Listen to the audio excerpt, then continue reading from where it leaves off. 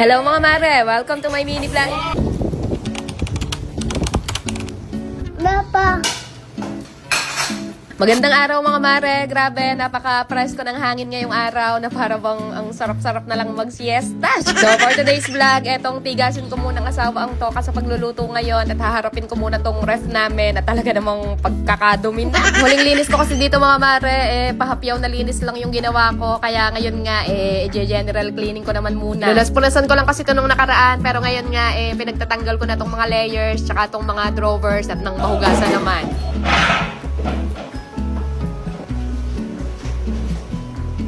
Long Suds all-purpose cleaner na rin nga pala yung ginagamit kong panglinis ng ref namin mga mare. Kaya ayan, at nagtimpla na rin muna ako. Ang tagal nga nito na wala ng stock nung nakaraan at ang dami na talaga nagtatanong sa comment kung kailan daw ulit magkakaroon ng stock. So good news mga mare, meron na po ulit silang mga new stocks ngayon. So ang ginagawa ko, ini-sprayan ko lang muna tong lahat ng part nitong loob ng ref. Then saka ko siya pupunasan ng basahan. Kung matagal ka na nga nakasubaybay sa mga video namin, for sure, alam mo na ito lang talaga yung ginagamit ko panglinis nitong buong bahay namin. At halos mahigit 2 taon ko na rin talaga ito ginagamit. No need na kasi ng iba't ibang gamit pang linis dito kay Suds mga mare dahil all-purpose cleaner na to. Pwede ito pang linis ng ganitong ref, ng kalan, ng tiles, ng sahig, ng glass, ng furniture. And after ko linisan tong loob ng ref gamit yung Suds all-purpose cleaner, pinupunasan ko naman yan ng basang-basahan para syempre matanggal yung mga natirang cleaner. At maganda pa rin kasi dito kay Suds mga mare, antibacterial na rin siya kaya napapatay niya na rin up to 99.9% ng germs. Tapos ang lakas niya rin makakintab. Ayun, pagkatapos ko sa loob, syempre dito naman tayo sa labas at ayan, tingnan nyo naman sa sobrang kintab talaga namang madudulas ang langaw dyan.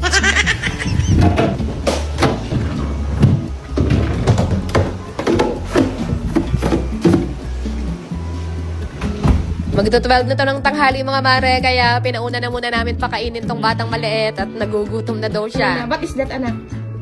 Ako? Baliktad. Sa kabila yan. Ay ba? Dito, ito. Sige, eat. Yummy! What is that, baby? Ako? Okra. Favorite mo, okra? Diba? Favorite mo ni Aki ang okra. Anong ulam mo? Ito ay Ako pa. okra, tsaka Beef. fish. Tsaka ano naman to? Rice. Rice. Ang na. Wala na. Papa. Oh, meron pa. Yung... Thank you, Papa. Ano sabihin mo kay Papa? Thank you. Thank you. Kapag naglilinis talaga ako nitong ref namin mga mare, hinuhuli ko linisan tong dito sa may freezer para hindi nga masyadong matagal na de-defrost yung laman. Una ko muna linisan itong taas, then saka ko isusunod tong baba para hindi rin masyadong makalat. Pagpasensyahan nyo na tong ref namin na walang laman, baka may 500 kayo dyan. Pautang muna sa katapusan ng bayan.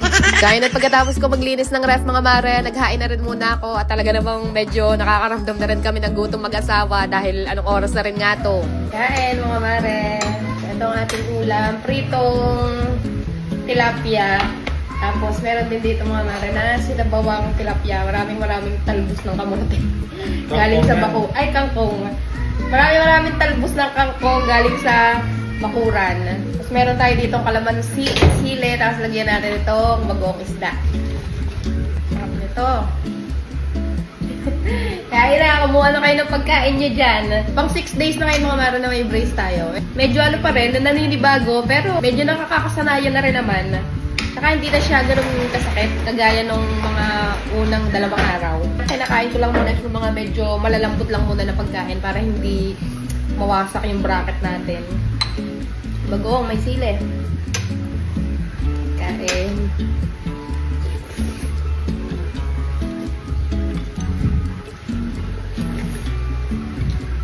Dahil na pagkatapos namin kumain mga mare, nagtambay-tambay lang din muna kami dito sa may terrace dahil ang presko nga ng hangin ngayong araw. Tapos busog ka, sarap matulog.